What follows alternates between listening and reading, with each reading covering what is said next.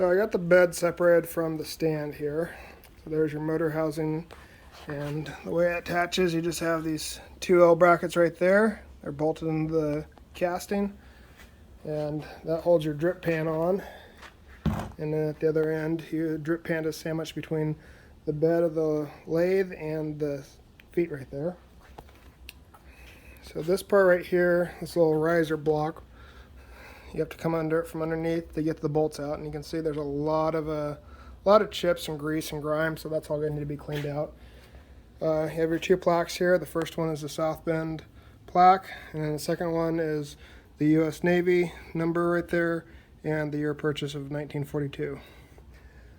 What I'm planning on doing is pulling this riser block off. I'm probably going to pull off these plaques so I can just go through here, strip all this paint off, and go from there.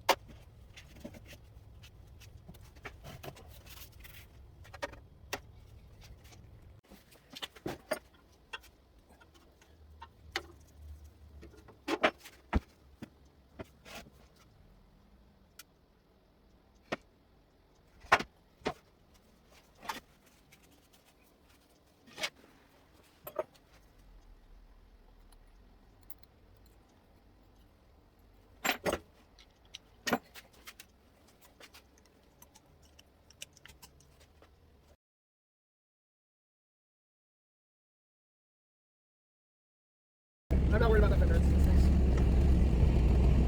Perfect in there. Yeah. One more. Right there. Go down a bit. Okay. Good. Okay, go back up.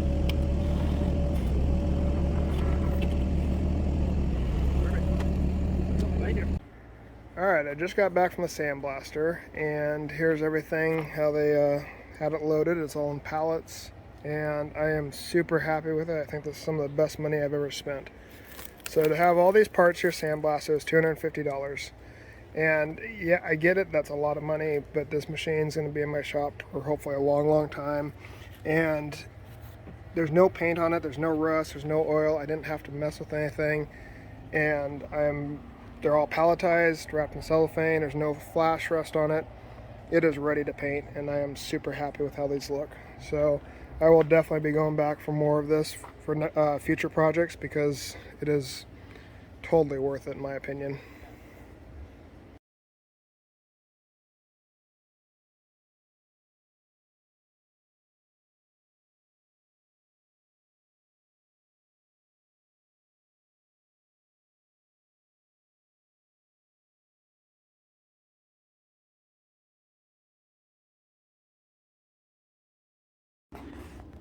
So I've gotten it back from the sandblaster, and I'm super happy with it. All the paint's off, all the grease and grime.